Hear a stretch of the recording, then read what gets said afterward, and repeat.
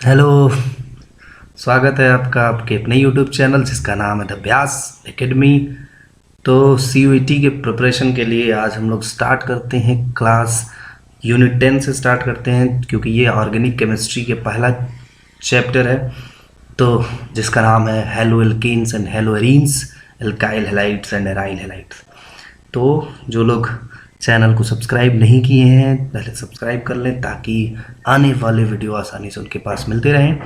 तो चलिए स्टार्ट करते हैं आज के क्लास को।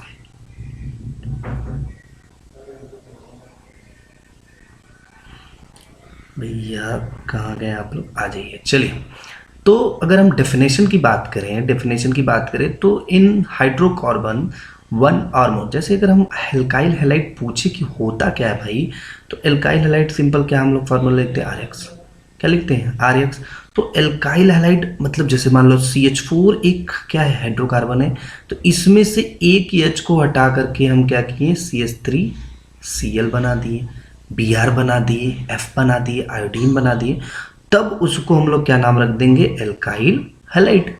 समझ रहे हैं, मतलब सिंपली क्या है कि किसी भी एल्कीन जैसे C2H6 है इथेन, वहां से C2H5 करके उसको Br कर दिए, तब ये क्या बन गया, एक एल्काइल हैलाइड बन गया।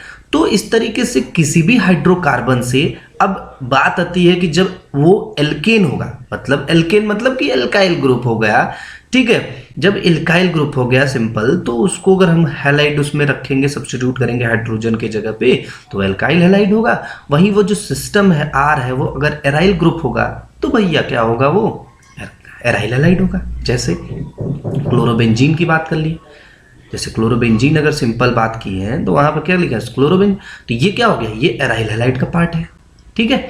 तो सिंपल एकदम अच्छे से डेफिनेशन के बारे में इंट्रोडक्शन समझे तो को भैया जो हाइड्रोकार्बन है उन हाइड्रोकार्बन में से एक या एक से ज्यादा हाइड्रोजन को रिप्लेस करके एक या एक से ज्यादा क्या करे, हैलोजन जोड़ दे, क्लोरीन ब्रोमीन हाइड्रोजन फ्लोरीन, तब वो क्या हो जाएगा एल्काइल हैलाइड्स हो जाएगा या एराइल हैलाइड्स हो जाएगा, जिसको और नाम से जानते हैं, किस नाम से, हेलो एल्केन्स और हेलोइरिन्स, ठीक है। तो सिंपल भैया डेफिनेशन इस तरीके से हम लोग समझ सकते हैं।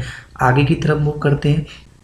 देखिए nature of CX bond, nature of CX bond अगर अच्छे से समझे हैं तो कहां से आता है भाई, देखिए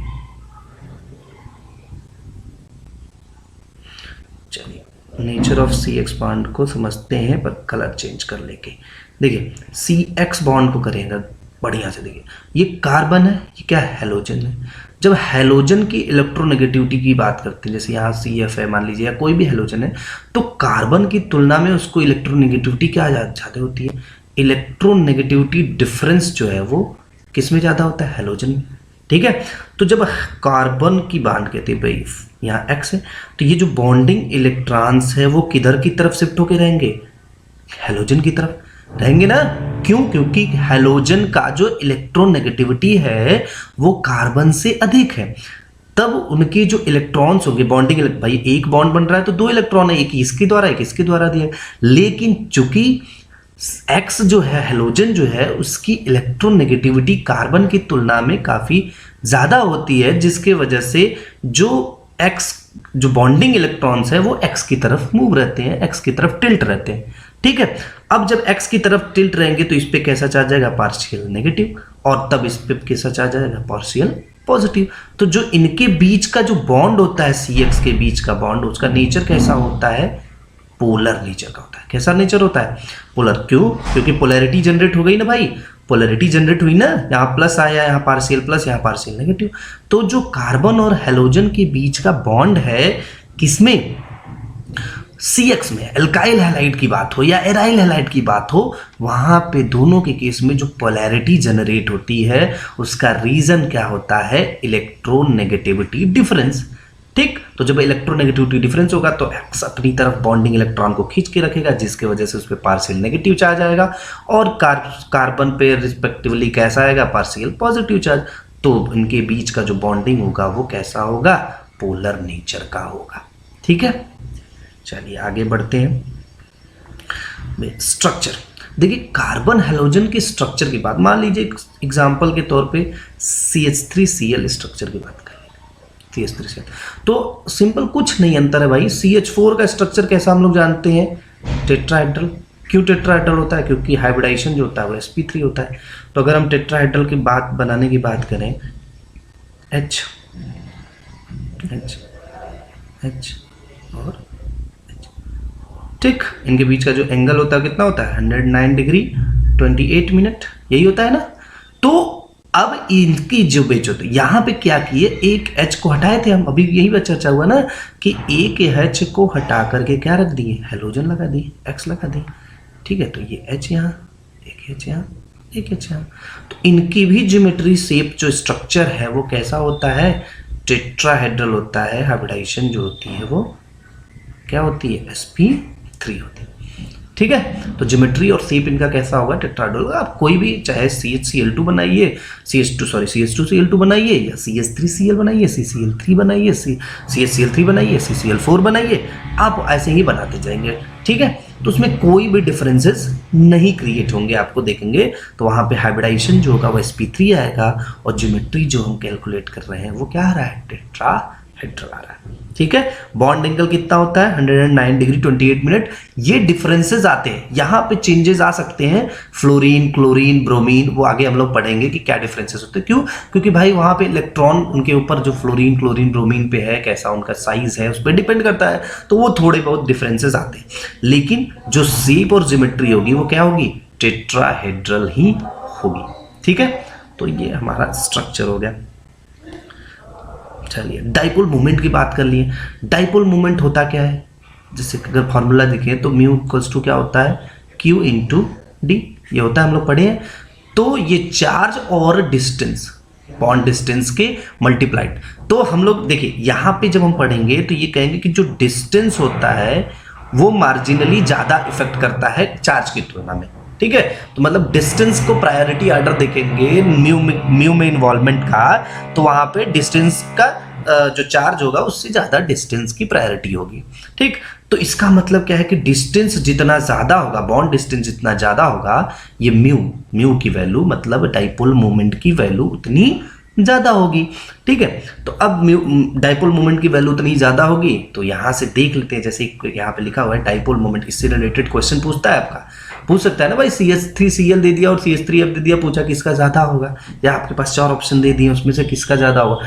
तो सिंपल अगर हम समझे, यहाँ पे देखिए इनके बीच का जो बॉन्ड डिस्टेंस है वो क्या है, कम है, स्मॉल बॉन्ड लेंथ है, स्मॉल बॉन्ड लेंथ है। और यहाँ पे क्या है, लार्ज बॉन्ड लेंथ, किसके केस में, CH3Cl के केस में। तो ये जो Cl का बॉन्ड लेंथ है वो ज्यादा होने की वजह से डाइपोल मोमेंट भी क्या है, ज्यादा है, जबकि F के केस में बॉन्ड लेंथ क्या है, कम है, जिसके वजह से जो क्या होता है, डाइपोल मोमेंट होती है वो कम होती है। तो ये सिंपल, अगर आप ध्यान से क्वेश्चन को देखेंगे तो इस तरीके के रीजनेबल क्वेश्चन आपके सामने आ सकते हैं कि भाई डाइपोल मोमेंट CH3F में कैसे होता है। भाई रटने के लिए मैं रट ले, लेकिन अगर हमारा कॉन्सेप्ट अगर क्लियर है कि भाई अगर CH3F है, CH3Cl है, वहाँ बॉन्ड लेंथ, डाइपोल मोमेंट की बात आ रही है, वो डिपेंड कर रहा है बॉन्ड लेंथ है, तो ऐसे सारे कंडीशन आप ध्यान रखेंगे, डाइपोल मोमेंट भैया बॉन्ड लेंथ आ गया, बॉन्ड लेंथ इंक्रीज है, F के केस में ज्यादा कम है, Cl के केस में ज्यादा है, तो वहां पे CH3Cl वाला जो होगा उसका क्या होगा, डाइपोल मोमेंट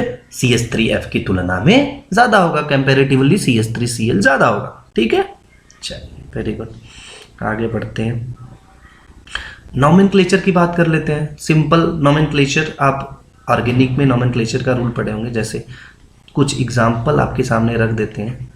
देखिए जैसे IPAC नॉमेनक्लेचर की बात करेंगे, अगर जनरल नेम करेंगे, IPAC नेम करेंगे, तो यहाँ पे क्या होगा, इसका अगर IPAC नेम करेंगे तो क्या आएगा, सिंपल मेथेन है, सब्स्टिट्यूटेड हुआ, क्लोरो मीथेन हो जाएगा, ठीक है। इस तरीके से आपको बड़े स्ट्रक्चर में भी दिखाई दे सकते हैं, Cl CH2 CHCl, मान लीजिए 2 है, CH3, ठीक है।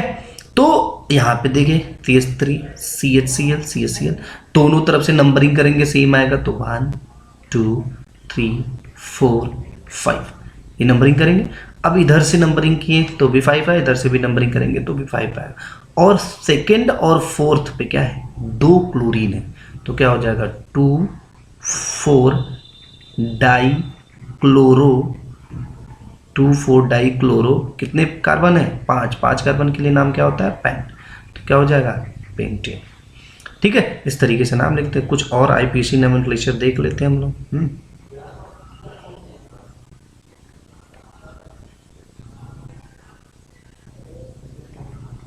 चलिए, जैसे कुछ स्ट्रक्चर देख लेते हैं, कुछ हेलो एल्केन का भी देख लेते हैं, कुछ हेलोरीन्स का भी देख लेते हैं। CH डबल बॉन्ड, CH मान लीजिए डबल बॉन्ड के साथ दिया और हेलोजन।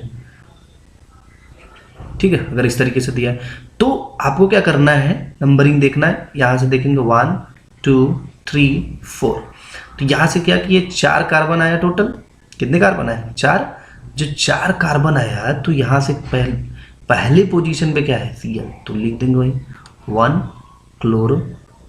दूसरे पोजीशन पे डबल बॉन्ड है तो 1 2 3 4 कार्बन है तो ब्यूट 2 हो गया। ठीक है, वैसे ही अगर हेलो एरिन्स की बात कर लिए, इस तरीके से दिया है स्ट्रक्चर, मान लीजिए यहाँ दिया है Cl। ठीक है, तो ये इसका नाम बेंजीन होता है रिंग का, यहाँ पे लगा हुआ है तो ये क्लोरोबेंजीन हो गया। सिंपल ये तो नाम हो गया, लेकिन इसमें कुछ और भी आपको दे दिया, थोड़ा सा सब्स्टिट्यूशन बढ़ा दिया।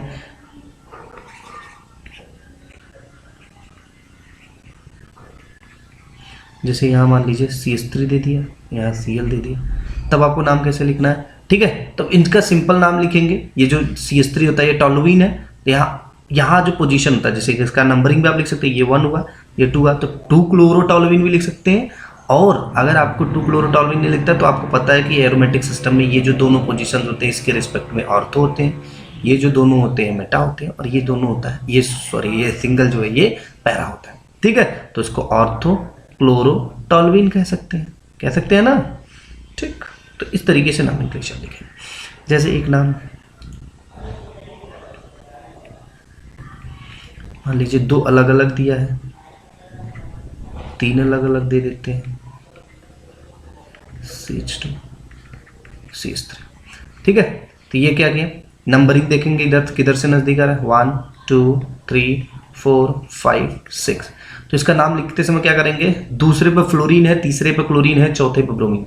तो भैया नाम लिखते समय हम लोग क्या करते हैं? अल्फाबेट का बड़ा इज्जत करते हैं। क्या करते हैं? अल्फाबेटिक का बहुत इज्जत करते हैं। तो उनका जो प्रायोरिटी आर्डर होता है, अल्फाबेटिकल प्रायोरिटी आर्डर क्या, ABCD, तो उनके अल्फाबेट्स का जो प्रायोरिटी आर्डर होता है उसको हम बहुत ध्यान रखते हैं और उसी के बेसिस पे यहाँ नाम भी लिखते हैं। जैसे यहाँ पे क्या है? चौथे पोजीशन पर ब्रोमीन है, तो B पहले आएगा तो 4 हमेशा क्या होगा?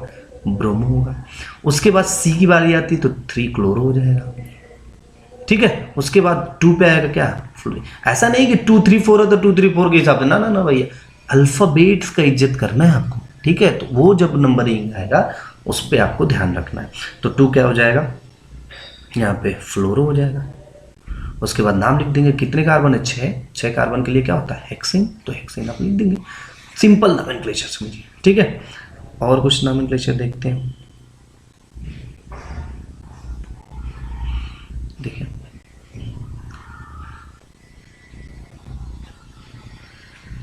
जैसे कुछ इस तरीके से Cl आपको बना के दे दिया, तो आपको ध्यान क्या रखना है कि लॉन्गेस्ट चेन चॉइस करना है। ये ध्यान रखिएगा, लॉन्गेस्ट चेन चॉइस करना है। ठीक है, इधर से शुरू करिए, क्या होगा? 1 2 3 4, इधर जाते तो 3 4 और 5। ठीक है, यहां से आपको ध्यान रखना है, ये इसमें आगे बढ़ा देंगे, ये Cl यहाँ है ना, Cl यहाँ। ठीक है, तो इस तरीके से अगर है तो 1 2 3, इधर जाते तो 4 आता है, 1 3 यहाँ 4 और 5, तो 5 जाएगा, तो इसको लॉन्गेस्ट चेन मानेंगे और बाकी ये क्या हो जाएगा? सब्स्टिट्यूएंट हो जाएगा। तो इस पोजीशन पे देखेंगे 1 2 3 4 और 5 कार्बन है, और जिसमें तीसरे पोजीशन पे क्या है? एक मिथाइल ग्रुप जुड़ा है और एक Cl जुड़ा हुआ है, तो क्या हो जाएगा? 3 पे है ना, 3 क्लोरो, पहले क्लोरो आएगा फिर 3 मिथाइल, मैं शॉर्ट फॉर्म लिख दे रहा हूँ आप समझिए, 3 मिथाइल, उसके बाद 5 कार्बन है तो पेंटेन। सिंपल। ठीक है, ठीक है, कुछ और नोमेनक्लेचर देखिए। जैसे इस तरीके से Cl है तो इसका नाम क्या है? साइक्लोहेक्सेन।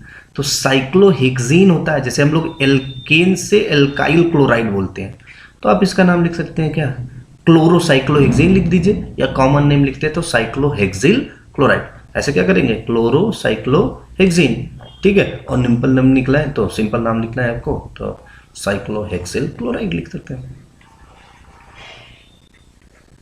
ये क्या है, क्लोरो, यहाँ क्या है ये साइक्लोब्यूटेन।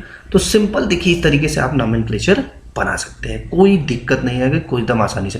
तो एक आपको नॉमेनक्लेचर भी आपको एग्जाम में दे सकता है, स्ट्रक्चर बना सकता है, या फिर आपको जैसे मान लीजिए नाम दे दिया 2 क्लोरो 3 क्लोरो 4 क्लोरो कुछ करके, पेंटेन ब्रोमीन हेप्टेन हेक्टेन ऑक्टेन सेप्टेन, कुछ भी नाम दे दिया, उसका स्ट्रक्चर बनाने के दे दिया और 4 ऑप्शन आपके दिए। तो आपका क्या है कि आईपीएससी नॉमेनक्लेचर, सिंपल नॉमेनक्लेचर दोनों क्लियर होना चाहिए। जैसे कभी कभी क्या देता है, लिख दिया टर्शरी ब्यूटिल क्लोराइड, क्या कह दिया, टर्शरी ब्यूटिल क्लोराइड। तो यहाँ टर्शरी ब्यूटिल क्लोराइड का क्या है कि आपको ये कॉमन नेम है, ये आईपीएससी नेम नहीं है, फिर आपको कॉमन नेम का भी पता होना चाहिए। जैसे टर्शरी ब्यूटिल ग्रुप जो होता है वो इस तरीके से होता है, CH3 CH3 CH3 और यहाँ पे Cl लग गया, तो ये टर्शरी ब्यूटिल, ये टर्शरी ब्यूटिल ग्रुप है, यहाँ क्लोरीन लग गया तो ये टर्शरी ब्यूटिल क्लोराइड। वही इसका अगर आईपीएससी नेम लिखते तो इधर की तरफ जाते 1 2 और 3 कार्बन हो जाता, इस पे क्लोरीन इस पे मोथिन, तो मतलब सेकंड वाले पे मिथाइल ग्रुप लगता और सेकंड वाले पे क्लोरो ग्रुप लगता, तो उसको बोल देते कि ये है। तो आसानी से सिंपल। वैसे ही आइसोप्रोपाइल होता है, जैसे इस तरीके से होता है CH3 CH CH3 Br, isopropyl bromide, ठीक है। तो जो टर्शरी ब्यूटाइल होता है वहाँ टर्शरी कार्बन, ये देखिए कार्बन का ध्यान रखिए, टर्शरी मतलब टर्शरी कार्बन, ठीक है। यहाँ पे देखिए ये क्या, अगर इसका नॉमेनक्लेचर लिखेंगे 1 2 3 तो सिंपल नाम तो इसका आ जाएगा, सेकंड पोजीशन पे क्या आएगा, ब्रोमो 2 ब्रोमो प्रोपेन आ जाएगा, आईपीएससी नेम। लेकिन इसका नाम क्या आ रहा है कि आइसोप्रोपाइल ब्रोमाइड, ये क्या है, टर्शरी ब्यूटाइल क्लोराइड। तो इस तरीके से आपको कॉमन नेम से भी रिलेटेड क्वेश्चन पूछ सकते हैं। तो आप क्या करेंगे, सिंपल कई सारे बेसिस पे जो कॉमन नेम्स है वो याद कर लेंगे स्ट्रक्चर का, बाकी आईपीएससी नेम का तो फॉर्मूला आपको पता चल गया, फॉर्मूले से आप आसानी से नॉमेनक्लेचर कर सकते हैं, ठीक है। तो सिंपल हम लोग आज देखें, आज के लिए अभी वीडियो में इतना ही रखते हैं। नेक्स्ट क्लास से आपको क्लासिफिकेशन और प्रिपरेशन और उनके रिएक्शंस, जो कि सबसे इंपॉर्टेंट है, जहाँ से क्वेश्चन बहुत सारे निकलते हैं, उसके बारे में देखते हैं, ठीक है। तब जो लोग अभी तक सब्सक्राइब नहीं किए हैं भाई, चैनल को सब्सक्राइब कर लीजिए, ताकि आपको आने वाले वीडियो आसानी से मिलते जाएंगे। और जब मिलते जाएंगे तो आप लोग क्या करेंगे, पढ़ते जाएंगे, और जब पढ़ते जाएंगे तो क्या होगा, क्या होगा बताइए, पढ़ते जाएंगे तो एग्ज़ाम क्वालिफाई हो जाएगा, ठीक है। चलिए अभी के लिए थैंक यू सो मच।